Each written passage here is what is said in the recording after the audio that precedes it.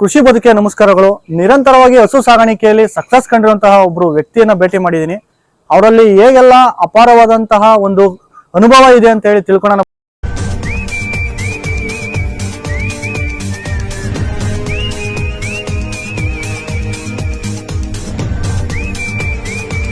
ಬಗ್ಗೆ ಇವತ್ತು ನಾನು ಒಬ್ಬ ಹಸು ಸಾಗಾಣಿಕೆಯ ಮಾಡುತ್ತಿರುವಂತಹ ಯುವ ರೈತನ ಬಗ್ಗೆ ಇವತ್ತು ಒಂದು ಸಂದರ್ಶನಕ್ಕೆ ಬಂದಿದ್ದೀನಿ ಸ್ನೇಹಿತರೆ. ಬನ್ನಿ ಸ್ನೇಹಿತರೆ, ಅವರು ಇವಾಗ ಕಾರ್ಯಕ್ರಮ ಬರಮಾಡಿಕೊಂಡು ಅವರಲ್ಲಿರುವಂತಹ ಹಲವಾರು ರೀತಿಯಾದಂತಹ ಅವರಿಗೆ ಗೊತ್ತಿರುವಂತಹ ಮಾಹಿತಿನ ಒಂದೊಂದೇ ತಿಳ್ಕೊಂತ ಹೋಗೋಣ. ಸರ್ ಬನ್ನಿ ಸರ್, ಕಾರ್ಯಕ್ರಮಕ್ಕೆ ಸ್ವಾಗತ. ನಮಸ್ಕಾರ ಸರ್. ಸರ್, ಈಗ ಹಸುಗಳನ್ನ ನಾವು ತಗೊಳಕ್ ಹೋದಾಗಂತ ಈಗ ಸಂತೆಗಳಿಗೆ ಹೋಗ್ತೀವಿ, ಇಲ್ಲ ಶೆಡ್ಗಳು ಕಟ್ಟಿರ್ತಾರಲ್ಲ ಅಂತ ಜಾಗಕ್ಕೆ ಹೋದಾಗ ನಾವು ಹಸುನಲ್ಲಿ ಗಮನಿಸಬೇಕಂತ ಅಂಶಗಳು ಯಾವ ಸರ್? ಈಗ ಸರ್ ಅಂಶ ಅಂತ ಅಂದ್ರೆ ಕೆತ್ಲು ನೋಡ್ತೀವಿ. ಈ ಕೆತ್ಲು ನೋಡಿ ಈ ಹಸಿನಲ್ಲಿ ಬಂದು ಕೆತ್ಲು ಅಂದ್ರೆ ಜೋಲಿ ಇಲ್ಲ. ಕೆತ್ಲು ಪರ್ಫೆಕ್ಟ್ ಆಗಿದೆ, ಅದಕ್ಕೆ ಎಷ್ಟು ಬೇಕೋ ಅಷ್ಟಿದೆ. ಮತ್ತೆ ತೊಟ್ಟು ನೋಡ್ತೀವಿ, ಹಸಿಂದು ತೊಟ್ಟು ನೋಡ್ತೀವಿ. ಮತ್ತೆ ನರ್ಕಟ್ಟು ಇಲ್ಲಿ ಕಾಣುತ್ತೆ ನೋಡಿ ಸರ್. ಇದು ನರ್ಕಟ್ಟು ಅಂತ ಹೇಳ್ಬಿಟ್ಟು, ಇದು ಎಷ್ಟು ದಪ್ಪ ಇರುತ್ತದೋ ಅಷ್ಟು ಚೆನ್ನಾಗಿ ಹಾಲು ಕೊಡುತ್ತೆ ಅಂತ ಹೇಳ್ಬಿಟ್ಟು ಆಮೇಲೆ ಇದು ನರ್ಕಟ್ ನೋಡ್ತೀವಿ, ತೊಟ್ಟು ನೋಡ್ತೀವಿ. ತೊಟ್ಟಲ್ಲಿ ಕಲರ್ ನೋಡ್ತೀವಿ, ಅಂದ್ರೆ ಪಿಂಕು ಮತ್ತೆ ಬ್ಲಾಕ್ ಇತ್ತು ಅಂತಂದ್ರೆ ಒಂಥರ ಬ್ರೀಡಿಂಗ್ ಪರ್ಪಸ್ ಅಲ್ಲಿ ಇದಿರುತ್ತೆ ತೊಟ್ಟದು ಹಸುಗೆ. ಮತ್ತೆ ಇನ್ನೇನ್ ನೋಡ್ತೀವಿ ಅಂತಂದ್ರೆ ಮಕ ನೋಡ್ತೀವಿ, ಅಂದ್ರೆ ತಲೆ ಒಳಗೆ ಈ ತರ ಬಿಲ್ಡೆ ಬಿತ್ತು ಅಂತಂದ್ರೆ ಸ್ವಲ್ಪ ಬ್ರೀಡಿಂಗ್ ಆಗಿರುತ್ತೆ, ಅದು ಹಾಲಿಂಗ್ ಪರ್ಪಸ್ ಚೆನ್ನಾಗಿರುತ್ತೆ. ಮತ್ತೆ ಮೈ ತೆಳುವು ಮೈ ನೋಡ್ತೀವಿ, ಹಾಲು ಯಾವ ತರ ಕೊಡುತ್ತೆ ಅಂದ್ರೆ ಸ್ವಲ್ಪ ದಪ್ಪ ಇತ್ತು ಅಂತಂದ್ರೆ ಹಾಲು ಸ್ವಲ್ಪ ಅಷ್ಟೊಂದು ಕರೆಯಲ್ಲ. ಈ ಹಸಿನಲ್ಲಿ ನೋಡ್ಬೋದು ಬೇಕಾರೆ. ಸರ್, ಇದು 3 HF ಅಲ್ಲ ಸರ್?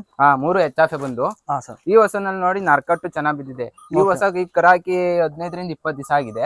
ಇದು ಬಂದ್ 3 ತೊಟ್ಟೆ ಹೊಸ. ಇದ್ರಲ್ಲಿ ಹಾಲ್ ಬಂದ್ ಈಗ ದಿನಕ್ಕೆ 21 ಲೀಟರ್ ಹಾಲ್ ಕರಿತಾ ಇದೀವಿ. ಬೆಳಗ್ಗೆ 10, ಸಂಜೆ 11 ಲೀಟರ್ ಹಾಲ್ ಬರ್ತಾ ಇದೆ. ಸರ್, ಜರ್ಸಿನಲ್ಲಿ ನೋಡ್ಬೇಕಾದ್ರೆ ಏನೆಲ್ಲ ನೋಡ್ಬೋದು ಸರ್? ಸರ್, ಜರ್ಸಿ ಒಳಗೆ ಅಂತಂದ್ರೆ 2 ತರ ಬರ್ತದೆ. ಇದು ಜರ್ಸಿನೇ, ಇದು ಜರ್ಸಿನೇ. ಇದು ತಾಟಿಕಾಯಿ ಕಲರ್ ಬಣ್ಣರ್ ಬರ್ತದೆ, ಇದು ಜರ್ಸಿ ಅಂದ್ರೆ ಬಿಸ್ಕತ್ ಕಲರ್ ಬರುತ್ತೆ. ಇದ್ರಲ್ಲಿ ಏನ್ ನೋಡ್ತೀವಿ ಅಂತಂದ್ರೆ ಇದ್ರಲ್ಲೂ ಮಾಮೂಲಿ ನಕ್ಕಟ್ ನೋಡ್ತೀವಿ, ತೊಟ್ಟು ನೋಡ್ತೀವಿ. ತೊಟ್ಟು ನೋಡಿ ಸರ್ ಚೆನ್ನಾಗ್ ಬಿದ್ದಾವೆ. ಅಂತರ ನೋಡ್ತೀವಿ, ಅಂದ್ರೆ ಅರ್ಧರ್ಧ ಅಡಿ. ಈಗ ತೊಟ್ಟಿಗೆ ಅರ್ಧರ್ಧ ಅಡಿ ಅಂತರ ಇತ್ತು ಅಂತಂದ್ರೆ ಹಾಲಿಂಗು ಚೆನ್ನಾಗ್ ಬರ್ತದೆ. ಹಾಲು ಕರಿಯಕ್ಕೆ ಹಸಿನಾಗೆ ಇದಕ್ಕೂ ಏನ್ ಡಿಫ್ರೆಂಟ್ ಅಂದ್ರೆ ಕಲರ್ ಅಲ್ಲಿ ಬಿಟ್ರೆ ಇನ್ನೇನು ಡಿಫ್ರೆಂಟ್ ಬರಲ್ಲ, ಹಾಲಲ್ಲಿ ಬಿಟ್ರೆ ಇನ್ನೇನು ಡಿಫ್ರೆಂಟ್ ಬರಲ್ಲ ಸರ್. ಈಗ ನೀವು ಇಷ್ಟು ಒಂದು ಚಿಕ್ಕ ವಯಸ್ಸಿಗೆ ಇಷ್ಟೆಲ್ಲ ಮಾಹಿತಿ ತಿಳ್ಕೊಂಡು ಹೇಗೆ ಸರ್? ಅಂದ್ರೆ ನಿಮ್ಮ ತಾತವ್ರ ಕಡೆಯಿಂದನೋ ಇಲ್ಲ ನಿಮ್ಮ ತಂದೆಯವ್ರ ಕಡೆಯಿಂದಾನೆ ಸರ್? ನಿಮ್ ತಾತವ್ರ ಕಡೆಯಿಂದ ನಿರಂತರವಾಗಿ ನಿಮ್ಗೂ ಈಗ ಬಂದಿದೆ? ಹೌದು ಸರ್. ಸರ್, ಈ ಮಲ್ನಾಡ್ ಗಿಡದಲ್ಲಿ ಏನ್ ನೋಡೋಂತದ್ದು ಇಲ್ವಾ ಸರ್? ಮಲ್ನಾಡ್ ಗಿಡದಲ್ಲಿ ಅಂತ ಅಂದ್ರೆ ಇದನ್ನ ಅಲ್ಲಿ ಮಾಡಿಲ್ಲ ಹಸು. ಇದ್ರಲ್ಲಿ 4 ಲೀಟರ್ ಹಾಲ್ ಬರ್ತಾ ಇದ್ ದಿನಕ್ಕೆ. ಇದ್ರಲ್ಲೂ ಅಷ್ಟೇ ಸರ್. ಜಾತಿ ನೋಡ್ತೀವಿ ಅಂದ್ರೆ ಇದು ಮಲ್ನಾಡ್, ಪ್ಯೂರ್ ಮಲ್ನಾಡ್ ಅಲ್ಲ ಇದು. ಇದು ಪುಂಗ್ನೂರು ಮತ್ತೆ ಮಲ್ನಾಡಲ್ಲಿ ಕ್ರಾಸಿಂಗ್ ಮಾಡ್ಸಿರೋದು. ಅಂದ್ರೆ ಪುಂಗ್ನೂರ್ ಕ್ರಾಸ್ ಬರ್ತದೆ ಇದು. ಅಂದ್ರೆ ಮಲ್ನಾಡ್ ಆದ್ರೆ ಇನ್ನ ಸ್ವಲ್ಪ ದೊಡ್ಡದಾಗಿ ದಪ್ಪದಾಗಿ ಇರುತ್ತೆ ಹಸು. ಇದು ಅಷ್ಟೊಂದ್ ಇದಿಲ್ಲ. ಅಂದ್ರೆ ಈಗ ಪುಂಗ್ನೂರ್ ಅಂತಂದ್ರೆ ಬರೋದೇ ಇಷ್ಟು ಇವು. ಈಗ ಪುಂಗ್ನೂರ್ ಅಂತಂದ್ರೆ 2 ಕ್ರಾಸಿಂಗ್ ಮಾಡ್ಸಿರೋದ್ರಿಂದ ಏನಾಗ್ತದೆ ಅಂತಂದ್ರೆ ಬ್ರೀಡಿಂಗ್ ಪರ್ಪಸ್ ಚೆನ್ನಾಗದೆ, ಕಾಸ್ಟ್ ಸ್ವಲ್ಪ ಜಾಸ್ತಿ ಆಗ್ತದೆ. ಈಗ ಮಲ್ನಾಡ್ ಅಂತ ಬಂದ್ರೆ ಏನಾಗ್ತದೆ ಅಂದ್ರೆ 10ರಿಂದ 20-25,000 30,000 ಲಾಸ್ಟ್ ಆಗ್ತವೆ. ಇವು ಒಂದ್ ಸ್ವಲ್ಪ ಕಾಸ್ಟ್ಲಿ ಇರ್ತವೆ ಸರ್. ಈಗ ಪುಂಗ್ನೂರು, ಪ್ಯೂರ್ ಪುಂಗ್ನೂರ್ ಬೇಕು ಅಂತಂದ್ರೆ ಏನಾಗ್ತದೆ 1-1.5 ಲಕ್ಷ ತನಕ ಪುಂಗ್ನೂರ್ ಬರುತ್ತೆ. ಇದು ಈಗ ಪುಂಗ್ನೂರ್ ಕ್ರಾಸು ಮತ್ತೆ ಮಲ್ನಾಡಲ್ಲಿ ಕ್ರಾಸಿಂಗ್ ಆಗಿರೋದಷ್ಟೇ ಹಸು. ಸರ್, ಹಂಗಾರೆ ನೀವು ಯಾವ್ದೇ ಹಸುಗಳು ತರಬೇಕು ಅಂದ್ರೆ ನೀವೇನ್ ಸಂತೆಗೆ ಹೋಗಲ್ಲ, ನೀವು ಆದಷ್ಟು ಹಳ್ಳಿ ರೈತರ ಕಡೆಯಿಂದ ನೇರ ಸಂಪರ್ಕ ಮಾಡಿ ತರದಾ? ಹೌದು ಸರ್. ಸರ್, ಈಗ ಒಣಹುಲ್ಲ ಅಷ್ಟೊಂದು ನೀವು ತುಂಬಾ ಹುಲ್ನ ಈಗ ನೀವು ಶೇಖರಣೆ ಮಾಡಿ ಇಟ್ಟಿರಲ್ಲ ಸರ್? ಈಗ ಅದನ್ನ ನೀವು ಸ್ವಂತ ನೀವೇ ಬೆಳ್ಕೊಳೋದಾ ಇಲ್ಲ ಅಂದ್ರೆ ಬೇರೆ ಕಡೆಯಿಂದ ನೀವು ತರ್ತೀರಾ, ಹೇಗೆ ಸರ್ ಇದು? ಸರ್, ಬೆಳ್ಕೊಳೋರ್ಗೆ ಈಗ ಜಮೀನಿತ್ತು ಅಂತಂದ್ರೆ ಬೆಳ್ಕೊಳೋರ್ಗೆ ಉತ್ತಮ. ಯಾಕೆಂತಂದ್ರೆ ಇದ್ರಾಗೆ ರೇಟ್ ಒಂದೊರೆ ಹುಲ್ ಬಂದ್ಬಿಟ್ಟು 300-350 ರೂಪಾಯಿ ಐತೆ. ಅಂದ್ರೆ ರಾಗಿ ಹುಲ್ ಒಂದೊರೆ ಬಂದು. ಈಗ ನೀವು ಬೆಳ್ಕೊಳೋದ್ರಿಂದ ಏನಾಗ್ತದೆ ಅಂದ್ರೆ ಹುಲ್ ಕಾಸ್ಟ್ ಕಮ್ಮಿ ಆಗ್ತದೆ, ಮತ್ತೆ ರಾಗಿ ಸೇವ್ ಆಗ್ತದೆ ನಿಮಗೆ. ಅದ್ ಬಿಡ್ತು ಅಂದ್ರೆ ಈಗ ನಾವ್ ಇವೆಲ್ಲ ಕೊಂಡಿರೋದೆ ಸರ್. ಇದೆಲ್ಲ ಕೊಂಡಿರೋದೆ. ಟೋಟಲ್ 500 ಹೊರೆ ಬಿದ್ದಿದೆ ಇದಕ್ಕೆ. ನಾವೆಲ್ಲ ಕೊಂಡಿರೋದೆ ಹುಲ್ಲು. ನೀವು ಎಷ್ಟು ತಿಂಗಳಿಗೆ ಒಂದ್ಸತಿ ಅದನ್ನ ನೀವು ಶೇಖರಣೆ ಮಾಡಿ ಇಟ್ಕೊಂತೀರಾ sir? Sir, year one time. ಒಂದ್ ವರ್ಷಕ್ಕೆ ಒಂದ್ಸತಿ ಅದು ಕರೆಕ್ಟ್ ಆಗುತ್ತಾ? ಇಲ್ಲ ಸರ್, ಒಂದು 6-7-8 ತಿಂಗಳ ತನಕ ಬರುತ್ತೆ ಅಷ್ಟೇ. ಸರ್, ಈಗ ಈ ಒಣಹುಲ್ನ ಕೊಡೋದ್ರಿಂದ ಹಸುಗಳಿಗೆ ಏನೆಲ್ಲ ಅನುಕೂಲ ಇರ್ತದೆ ಸರ್ ಒಣಹುಲ್ ಕೊಡೋದ್ರಿಂದ? ಸರ್, ಒಣಹುಲ್ ಕೊಡೋದ್ರಿಂದ ಹಸಿಮೇವಲ್ಲಿ 1 ಲೀಟರ್ ಹಾಲ್ ಜಾಸ್ತಿ ಕೊಟ್ರು ಒಣಮೇವಲ್ಲಿ ಏನಾಗ್ತದೆ ಅಂತಂದ್ರೆ 1 ಲೀಟರ್ ಕಮ್ಮಿ ಕೊಡ್ಬೋದು. ಅಂದ್ರೆ ದನ ಕೆಡಲ್ಲ, ಅಂದ್ರೆ ಮೈ ಕಟ್ಟು ಚೆನ್ನಾಗ್ ಇದಾಗ್ತದೆ ದನಿನಲ್ಲಿ. ಮತ್ತೆ ಅದ್ ಬಿಟ್ರೆ ಅಂತಂದ್ರೆ ಉಚ್ಕೊಳೋದು ಪಚ್ಕೊಳೋದು ಅವೆಲ್ಲ ಏನಿರಲ್ಲ, ಲೂಸ್ ಮೋಷನ್ ಆಗೋದು ಏನಿರಲ್ಲ. ಒಂದೇ ಇದ್ರಲ್ಲಿ ಮೇಂಟೈನ್ ಆಗ್ತದೆ. ಹೊಸ ಹುಲ್ ಕೊಟ್ಟಷ್ಟು ಏನಾಗ್ತದೆ ಅಂತಂದ್ರೆ ಹೊಸ ಹಾಲು ಸ್ವಲ್ಪ ಜಾಸ್ತಿ ಬರ್ತದೆ, ಚೆನ್ನಾಗಿರುತ್ತೆ ಹೊಸ ಹುಲ್ಲು.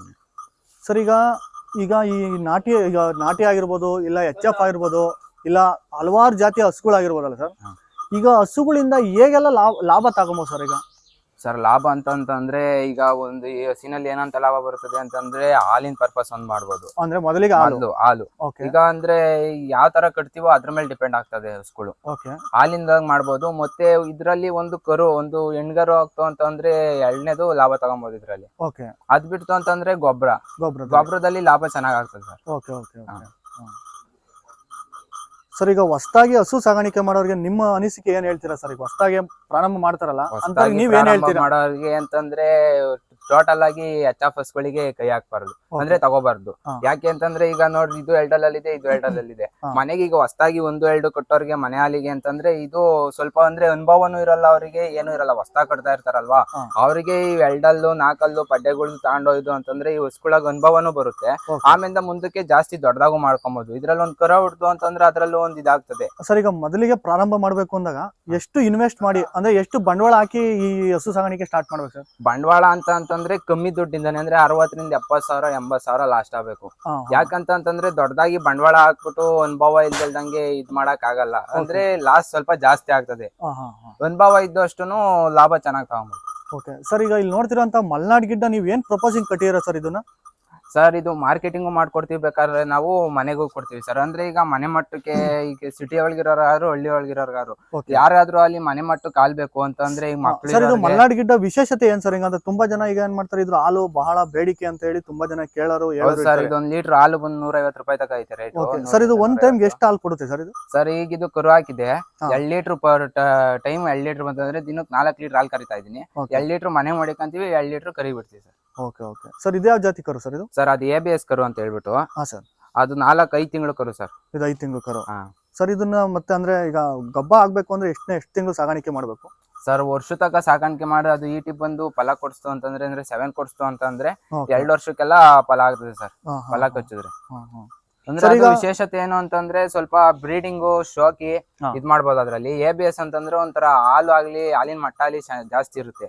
ಅಂದ್ರೆ ಅದು ಕಲರ್ ಅಲ್ಲೂ ಅಷ್ಟೇ ಹಂಗೆ ಇರುತ್ತೆ. ಸರ್, ಈಗ ನೀವು ಹಸುಗಳನ್ನ ಈಗ ಯಾವ ಕಡೆಯಿಂದ ತರ್ತೀರಾ? ಎಲ್ಲಿ ಅಂದ್ರೆ ನೀವು ರೈತರುಗಳಿಂದ ಕೊಳ್ಳೋದಾ ಇಲ್ಲ ಮಾರ್ಕೆಟ್ಗಳಲ್ಲಿ ತರದ? ಹೇಗೆ ಸರ್ ಇದೆಲ್ಲ? ಸರ್ ನಾವು ಇದ್ರವರೆಗೂ ಚಿಂತಾಮಣಿ ಸಂತೆನೆ ನೋಡಿಲ್ಲ ನಾವು. ಅಂತಂದ್ರೆ ನಾವು ಇಲ್ಲಿ ಹಳ್ಳಿಯ ಮೇಲೆ ತಿರುಗಿ ತಗೊಂಬರೋದು, ಅಲ್ಲಿ ಇಲ್ಲಿ ವ್ಯಾಪಾರ ಕೈಗೆ ತಗೊಂಬರೋದು. ಸರ್, ಈಗ ನೀವು ತಂದು ಒಂದು ಹಸನ ಎಷ್ಟು ದಿನ ಕಟ್ಟಿ ಮತ್ತೆ ಮಾರಾಟ ಮಾಡ್ಬಿಡ್ತೀರಾ? ಸರ್ ಹೇಳಕ್ ಆಗಲ್ಲ, ಗಿರಾಕಿ ಮೇಲೆ ಡಿಪೆಂಡ್. ಅಂದ್ರೆ ಬೇರೆ ಬೇರೆ ಊರುಗಳಿಗೆಲ್ಲ ಕೊಡ್ತೀವಿ ಸರ್. ಅಂದ್ರೆ ಮಾರ್ಕೆಟಿಂಗ್ ಜಾಸ್ತಿ ಮಾಡ್ತೀವಿ ನಾವು. ಅಂದ್ರೆ ಇದ್ ಕಡೆ ನಮಗ್ ಬಂದು ಈಗ ಜಾಸ್ತಿ ಚಿತ್ರದುರ್ಗದ ಕಡೆ ಮಾರ್ಕೆಟಿಂಗ್ ಚೆನ್ನಾಗಿ ಆಗ್ತಾ ಐತೆ. ಅದ್ ಬಿಟ್ರೆ ಹಿಂಗೆ ಲೋಕಲ್ ಅಲ್ಲಿ ಮಾಡ್ತಾ ಇದೀವಿ ಸರ್. ಸ್ನೇಹಿತರೆ ನೋಡಿ, ನಿಮ್ಗೆ ಯಾರಾದ್ರೂ ಹಸು ಬೇಕಾದ್ರೆ ನಾನು ಇವ್ರ ನಂಬರ್ ಡಿಸ್ಕ್ರಿಪ್ಷನ್ ಅಲ್ಲಿ ಕೊಟ್ಟಿರ್ತೀನಿ ಸ್ನೇಹಿತರೆ. ಇವ್ರ ಹತ್ರ ಹಲವಾರು ರೀತಿಯಂತ ನೋಡ್ತಿರ್ಬೋದು, HF ಆಗಿರ್ಬೋದು, ಇಲ್ಲ ಜರ್ಸಿ ಆಗಿರ್ಬೋದು, ಈ ತರ ಮಲ್ನಾಡ್ ಗಿಡ್ಡ ಆಗಿರ್ಬೋದು, ಈ ತರ ಕರುಗಳು ಸಿಗುತ್ತೆ, ಹಸುಗಳು ಸ್ನೇಹಿತರೆ ಸಿಗುತ್ತೆ ಸರ್. ಇವ್ರನ್ನ ಯಾರಾದ್ರೂ ಬೇಕಾದ್ರೆ ಇವ್ರ ನಂಬರ್ ನಾನು ಡಿಸ್ಕ್ರಿಪ್ಷನ್ ಕೊಟ್ಟಿರ್ತೀನಿ, ಇವ್ರನ್ನ ಕಾಂಟ್ಯಾಕ್ಟ್ ಮಾಡಿ ಸ್ನೇಹಿತರೆ. ನಿರಂತರವಾಗಿ ನಿಮ್ಗೆ ಆದಾಯಕ್ಕೆ ಅನುಗುಣವಾಗಿ ಅಂತ ತಕ್ಕಂತ ಹಸುಗಳನ್ನ ಇವರು ದಿನನಿತ್ಯ ಅವರು ಮಾರಾಟ ಮಾಡ್ತಿರ್ತಾರೆ ಸ್ನೇಹಿತರೆ, ಹಾಗೆ ತಗೊಳ್ತಾ ಇರ್ತಾರೆ. ಹಾಗಾಗಿ ನೀವು ಸಹ ಇವ್ರನ್ನ ಕಾಂಟ್ಯಾಕ್ಟ್ ಮಾಡ್ಬೋದು ಸ್ನೇಹಿತರೆ. ಸರಿ ಸರ್, ಹೇಳಿದೀನಿ, ನಿಮ್ಗೂ ಸಹ ಒಂದು ಬಿಸ್ನೆಸ್ಗೆ ಅನುಕೂಲ ಆಗುತ್ತೆ.